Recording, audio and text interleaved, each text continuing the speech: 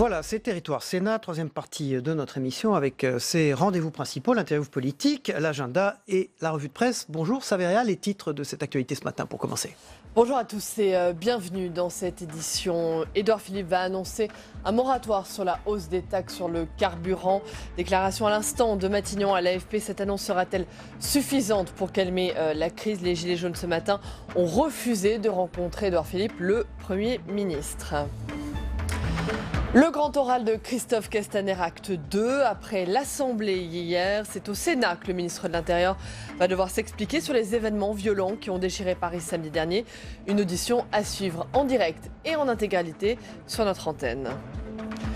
Et pendant ce temps, le Sénat poursuit l'examen du projet de loi de finances. Aujourd'hui, des budgets importants sont discutés dans l'hémicycle. Les missions culture, médias et travail. Mais avant de développer tous ces titres, je vous propose d'écouter Bruno Retailleau, le patron des sénateurs et les Républicains. Il était notre invité sur ce plateau à l'instant. Il réagit donc à cette annonce, à ce moratoire sur la hausse des taxes sur le carburant. C'est insuffisant. C'est absolument insuffisant. J'espère que ce moratoire, en réalité, est une annulation qui ne veut pas dire son nom. Si c'est une question de sémantique, si c'est une question de vocabulaire, je veux bien l'entendre. Mais si c'est au vrai sens du mot, c'est-à-dire simplement des délais avant que la hausse de taxes ne s'applique, ça n'est pas à la hauteur. Ça ne calmera rien. Vous savez que les Français ne savent pas. Là aussi, c'est un problème de démocratie, cette trajectoire de la fiscalité verte. Mais ce qui est prévu pour le moment, c'est un triplement par rapport à la hausse de 2018, c'est un triplement d'ici, pour les carburants, d'ici 2022. Vous imaginez ça? Quand les Français l'apprendront, concrètement, verront les applications avec une cuve de fioul de capacité moyenne qui, en 2022, coûtera 530 € de plus, avec le diesel, l'essence, etc., avec le gaz. On ne parle pas du gaz. C'est 172% d'augmentation qui sont prévus. Est-ce que les Français pourront l'entendre? Non, j'espère que le Premier ministre, dans sa bouche, moratoire veut dire annulation de la hausse prévue en 2019. Voilà, j'accueille sur ce plateau Tam Tranui. Bonjour. Bonjour Saveria. Bonjour Tam. On a appris à l'instant donc Matignon va annoncer le moratoire, le fameux moratoire sur la hausse des taxes sur le carburant. Est-ce que ce sera suffisant pour calmer la crise? Eh bien, en tout cas, c'est essentiel pour pouvoir commencer les discussions avec les Gilets jaunes, alors que ces derniers ont refusé de se rendre à Matignon. Je rappelle qu'au départ, eh bien, le gouvernement était fermement opposé à tout recul, mais la situation s'est tellement envenimée avec les Gilets jaunes que c'est presque devenu l'élément de base pour entamer les discussions. Donc, le gouvernement a partiellement cédé. Mais attention, on vient d'entendre Bruno Retailleau. Eh bien, ce moratoire, il va être insuffisant. Il ne va pas assez loin pour la majorité sénatoriale qui, elle, a déjà supprimé complètement la hausse des taxes sur le carburant en janvier 2019. Les sénateurs sont passés à l'acte la semaine dernière en supprimant cette hausse dans le budget, le texte qu'ils examinaient quelques jours après l'Assemblée nationale. Donc, aujourd'hui, pour l'instant, dans la loi, dans la petite loi, cette hausse, elle n'est plus à l'ordre du jour. Et la majorité sénatoriale, elle va mettre la pression pour que l'on garde sa version du texte. On a entendu le patron des sénateurs LR qui avertit s'il ne s'agit que d'un moratoire, une pause dans la hausse. Pour lui, ça ne suffit pas. Pour lui, il faut s'en tenir à ce qu'a inscrit le Sénat, c'est-à-dire une véritable suppression.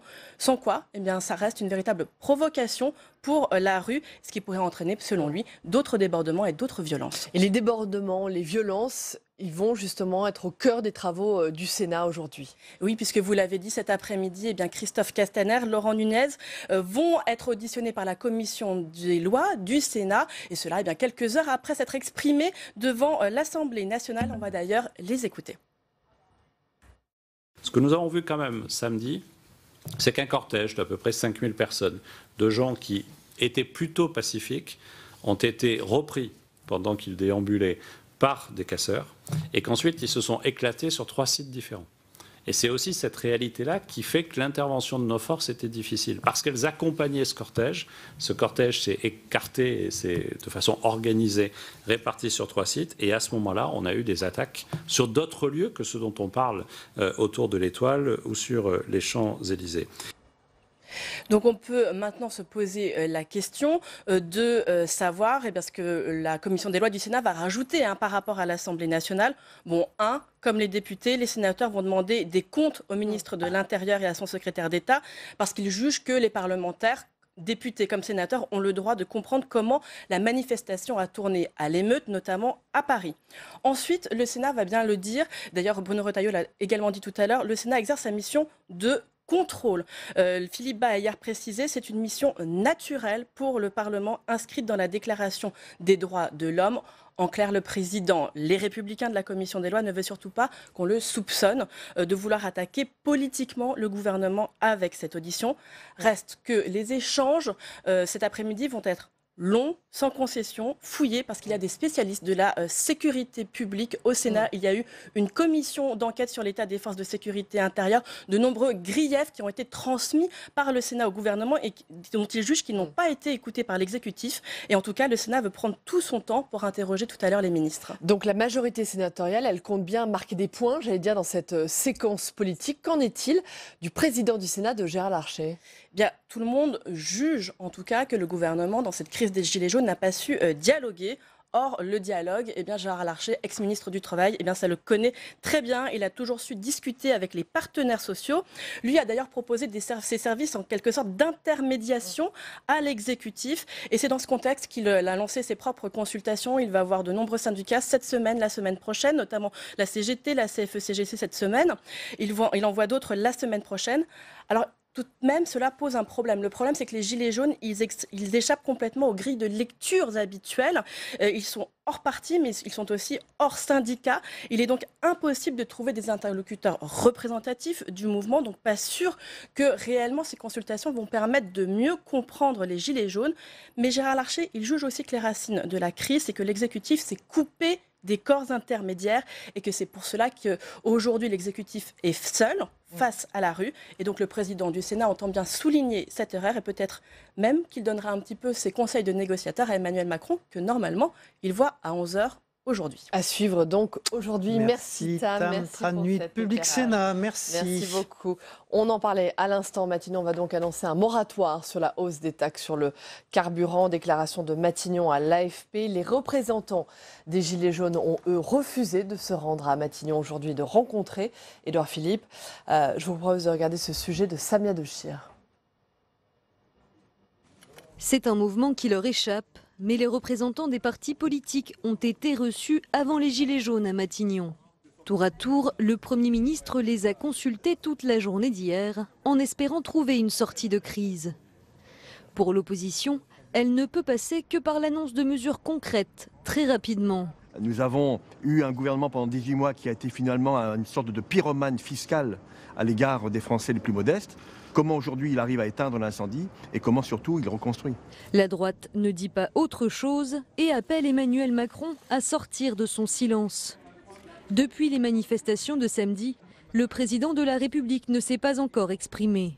Le pouvoir n'est pas ici. Le pouvoir est le lieu de la décision, il est à l'Élysée.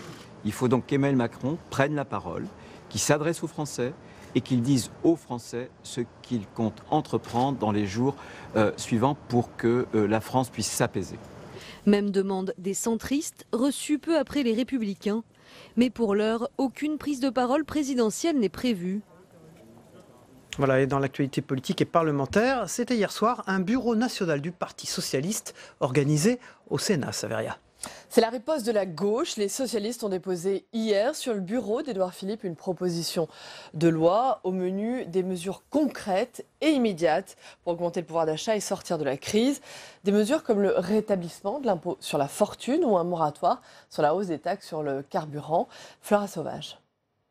Rétablissement de l'impôt sur la fortune, annulation de la hausse des taxes sur les carburants, augmentation du chèque énergie, les socialistes ont déposé sur le bureau d'Édouard Philippe lundi une proposition de loi. Réunis au Sénat dans la soirée pour un bureau national, les parlementaires socialistes veulent apporter une solution pour calmer la colère de la rue. Nous avons mis sur la table des propositions d'ores et déjà, qui sont des propositions qui peuvent permettre d'entrer dans le débat, qui ne sont pas exhaustives, mais qui permettraient de dire qu'il y a un signal fort qui est donné aux Français de la volonté du gouvernement de changer de cap. Face à la grogne des Gilets jaunes, les socialistes appellent le gouvernement à changer de méthode.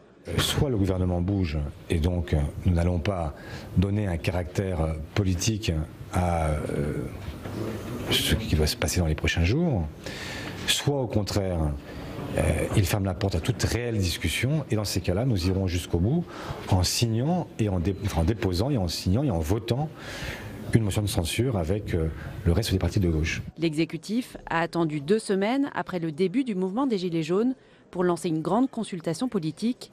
Et c'est le Premier ministre Édouard Philippe qui est à la manœuvre. Ce qui me préoccupe davantage face à cette solution que nous cherchons tous, j'espère, c'est ce mutisme du président de la République et le fait qu'il délègue au Premier ministre la charge de rencontrer le responsable de l'ensemble des formations. Au terme de ces consultations, le Premier ministre pourrait annoncer un geste politique fort pour calmer la colère des Gilets jaunes, avant même les débats qui auront lieu mercredi à l'Assemblée nationale et jeudi au Sénat.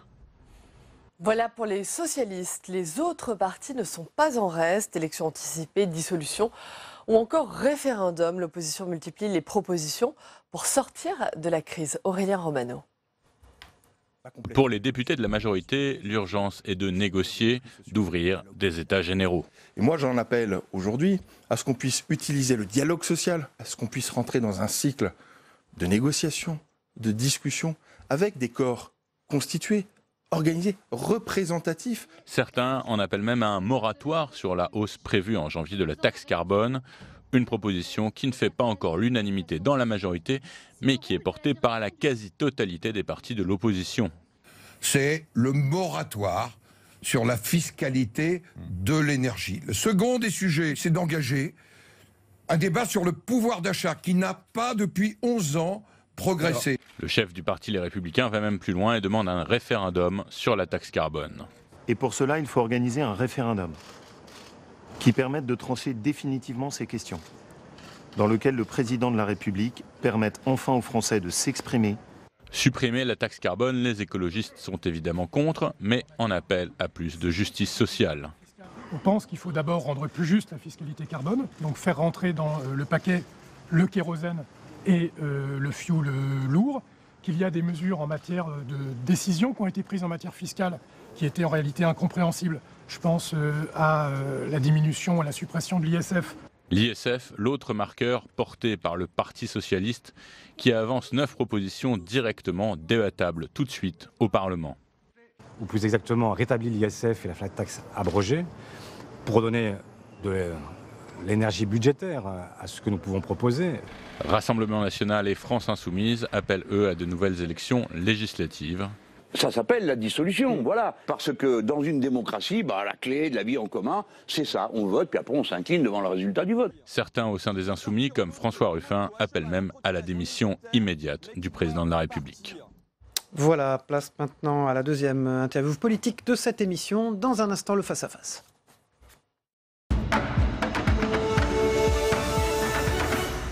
Bonjour Catherine Procaccia, vous êtes sénatrice LR du Val-de-Marne. Merci d'être notre invitée politique le deuxième ce matin.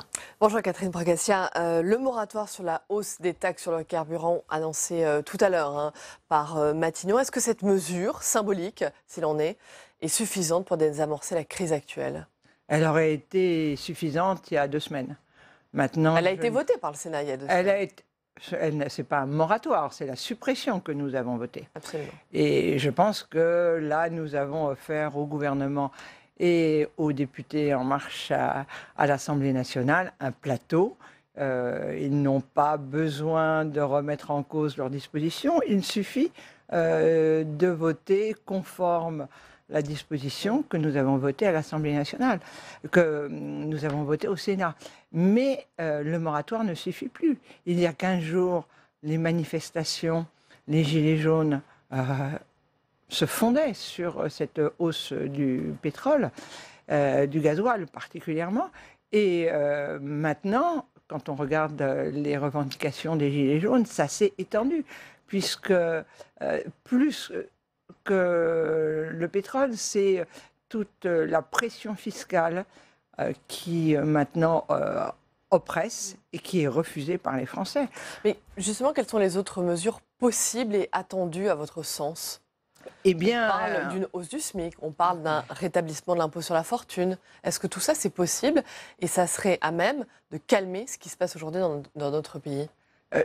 Je ne crois pas que ce soit des petites mesures. On va voter ci, on va annuler ça, qui va suffire de calmer les Français. Là, il y a une véritable réflexion sur la pression fiscale qui pèse sur une partie de la population. Là, depuis des années, la fiscalité, c'est on aide les plus pauvres, on impose les plus riches ou on exempte les plus riches. Et finalement, la grande majorité de la population française, c'est-à-dire ces classes moyennes que personne n'écoute, ces classes moyennes que sous Hollande ou sous Macron, on ignore, sous prétexte qu'elles gagnent entre 1 800 et 2 000 euros par mois, sont devenus des nantis. Ces gens-là ne sont pas des nantis. Et si je vous entends bien, cette colère, ce désarroi, ce désespoir qui se fait entendre depuis plusieurs semaines maintenant en France, vous le comprenez, vous le soutenez? Tout à fait. Et autour de nous, nous avons tous des personnes qui sont dans ces tranches-là, qui travaillent et qui refusent l'assistanat. Parce que qu'est-ce que propose éventuellement le gouvernement? C'est d'aider par rapport. Il met des taxes en place et il propose d'aider un certain nombre de personnes.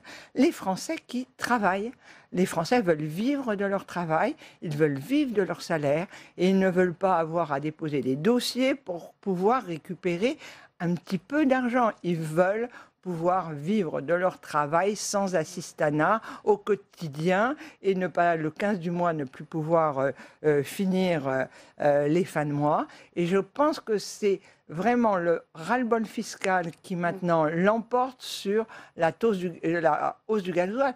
Mais le gasoil, c'est aussi la méconnaissance profonde de ce qu'est la France. Tout le monde ne vit pas encore dans les grandes villes. On a l'impression qu'au gouvernement, il suffit d'aller en vélo électrique et d'avoir une voiture électrique qui ne fait que 300 km maximum, qui va régler les problèmes.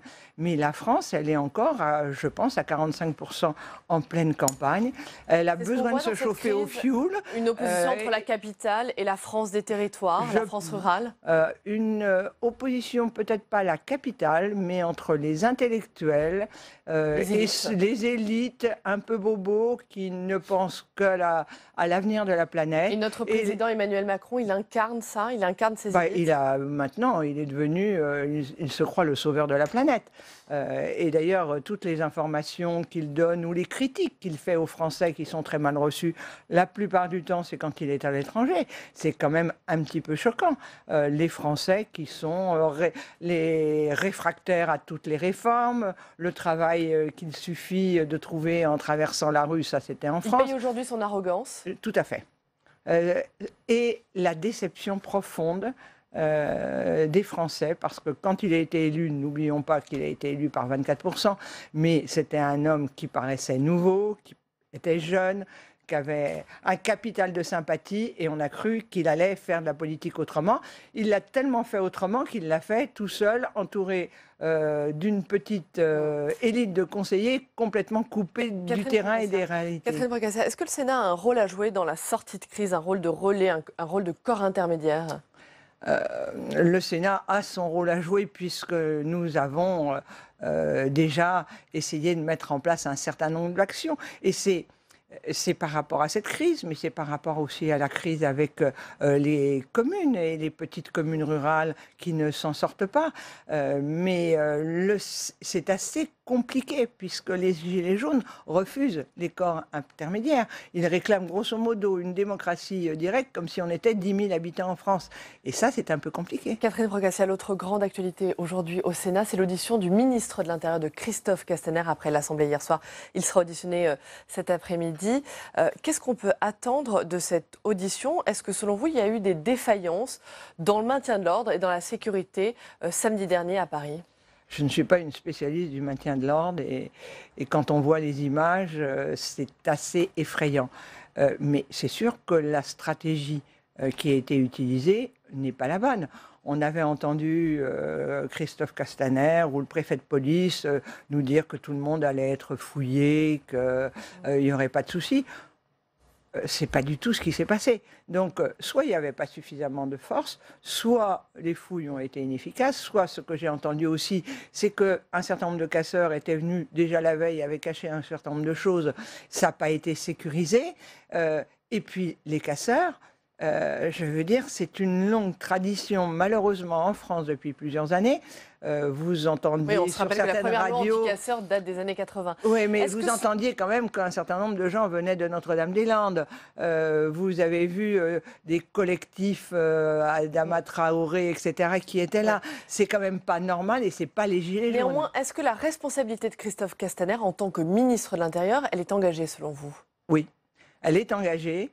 Et elle est engagée en plus parce que là, lors de la première manifestation, il est allé critiquer ce qui s'est passé. Il a traité les manifestants, enfin lui ou un de ses ministres, de peste brune. Il les a méprisés sans vouloir. Il a mis tout ça sur le dos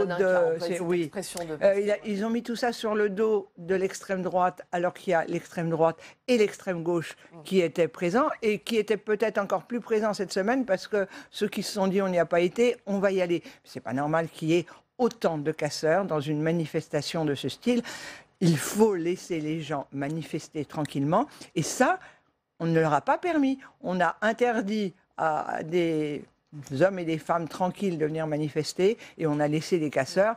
Là, je ne suis pas ministre de l'Intérieur, je ne suis pas préfet de police, mais je pense qu'il y a une vraie responsabilité et peut-être que dans un autre temps, le ministre de l'Intérieur s'interrogerait sur ses capacités à maintenir l'ordre. Merci Catherine Procaccia, sénatrice LR du Val-de-Marne. Vous êtes beaucoup intéressée d'ailleurs aux questions de l'outre-mer également. Oui, tout à fait. Je le sais, vous partagez la préoccupation de ce qui se passe à La Réunion ou pas? Disons que ce qui se passe à La Réunion est à la fois ce qui se passe en France, mais aussi un malaise beaucoup plus profond de tout ce qui est dans l'outre-mer, où les gens ne peuvent pas y arriver, tout simplement parce que tous les produits n'y arrivent pas, et que sur des îles, il y a un confinement et tous les produits sont beaucoup plus chers. Merci beaucoup Catherine Procaccia, sénatrice LR du Val-de-Marne, d'avoir été l'invitée politique de Sarrière-Rojac. Ce matin, on passe maintenant à l'agenda dans un instant.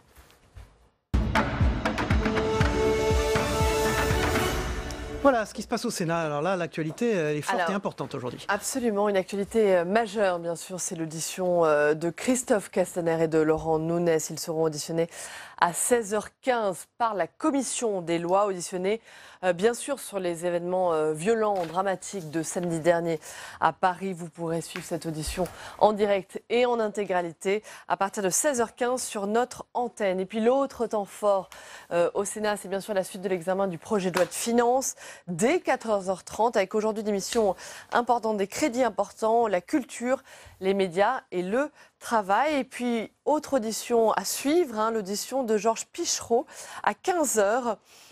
C'est la mission sur la répression des infractions sexuelles sur les mineurs. Il est pédiatre, ancien chef de service de pédiatrie au CHU de Nantes et membre du Conseil national de la protection de l'enfant. Audition donc à suivre à 15h. Voilà, on va suivre tout ça. Merci Savaria. Tout de suite, c'est la revue des unes de la presse quotidienne régionale dans un instant. On a appris que les Gilets jaunes ne se rendront pas à l'hôtel Matignon pour voir le Premier ministre. Et à la une de Libération Champagne, c'est la course contre la montre ce matin. Le gouvernement prépare dans l'urgence un geste pour apaiser la colère des Gilets jaunes, pour éviter de nouvelles manifestations et des débordements samedi prochain. Est-ce que ce sera suffisant? L'Élysée cherche une sortie de crise. Des annonces vont être faites, notamment après avoir reçu les chefs de partis politiques hier à Matignon. Édouard Philippe attendait aujourd'hui les représentants des Gilets jaunes. Finalement, tous ont refusé de s'y rendre et on a appris bien sûr que Matignon annonçait un moratoire sur la hausse des taxes sur le carburant. Voilà, l'une de Ouest France, un difficile dialogue ce matin. Impossible de trouver une sortie de crise sans dialogue. Je vous le disais à l'instant, ce dialogue est difficile. La discussion est au point mort avec les Gilets jaunes. Leurs représentants n'iront pas à Matignon aujourd'hui. Ils disent craindre pour leur sécurité. Et puis, il faut le lier à l'éditorial de François-Xavier Lefranc. Gilets jaunes, cœur lourd. Les cœurs qui battent sous les gilets sont lourds.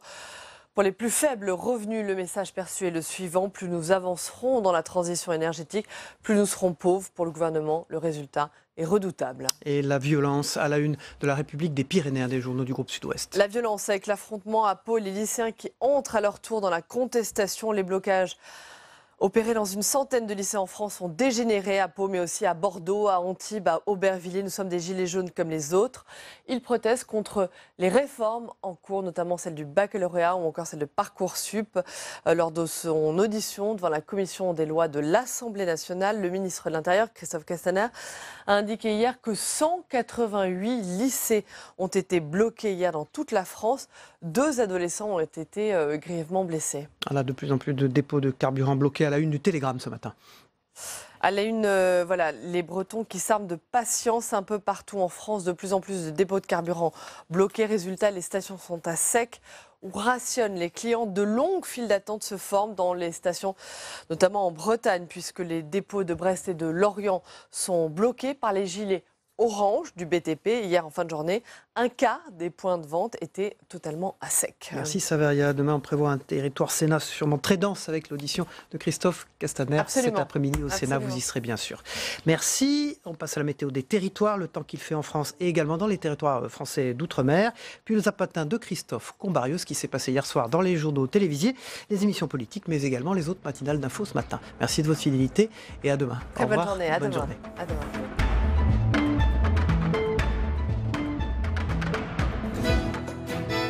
La météo vous est présentée par l'Assemblée des départements de France.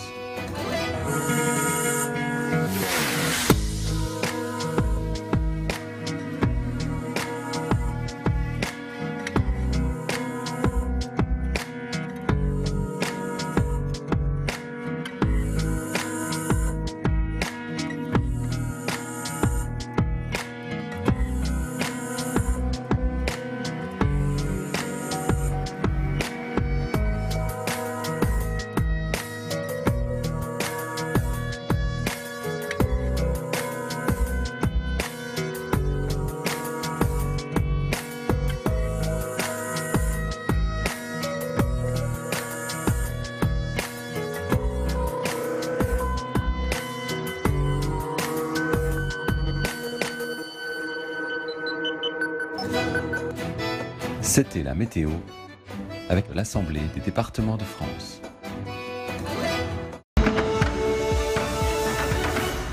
Jupiter, c'est fini. Il faut qu'il descende de l'Olympe. C'est pas possible de rester comme il l'est dans le déni et ne pas considérer ce qui se passe dans son propre pays. Sur le bol fiscal, il faut l'entendre parce que c'est vrai que la France est un des pays où il y a le plus important prélèvement obligatoire et depuis longtemps, on a dépassé les 50%. Et oui, en effet, il faut faire d'un mal un bien à partir de ce qui est en train de se passer, c'est-à-dire une refonte fiscale. Le président de la République ne peut pas continuer à rester silencieux. Il faut rendre la parole aux Français.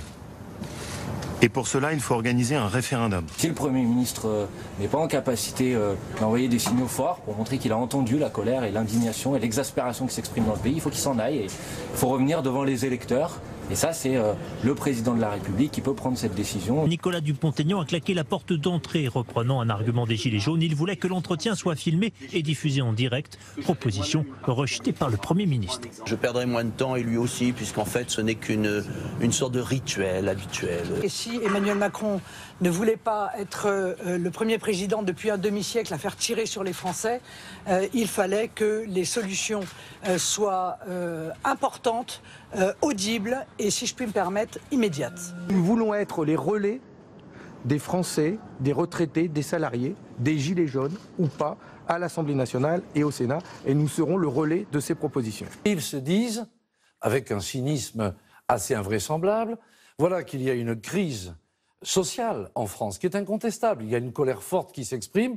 On va essayer de récupérer tout ça pour voir si on ne peut pas, sur le dos des gilets jaunes, se refaire un peu d'influence politique. Je vous demande donc solennellement de renoncer à votre politique fiscale dont les Français ne veulent plus, avec lesquels ils ne sont pas d'accord. Ne croyez pas que ça sera analysé comme un aveu de faiblesse. Ce sera analysé comme le geste d'un homme d'État responsable qui écoute les Français, qui les respecte et bref, qui les aime. Celui qui a une responsabilité maintenant pour sortir de ces blocages, c'est le président de la République. Et il doit décider dans un premier temps le gel total de toutes les augmentations qui sont décidées au 1er janvier, au 1er février, au 1er mars. Jacques Chirac avait raison quand il faisait de la cohésion sociale la priorité. Vous ne faites pas de réforme dans la brutalité et dans la violence. C'est-à-dire qu'il faut engager aujourd'hui une démarche de respect réciproque. Je vous respecte, je vous propose une discussion sur un ordre du jour que je vous propose, mais qu'on peut amender, qu'on peut discuter. Et cet ordre du jour-là, quand on aura discuté, on le soumettra au Parlement.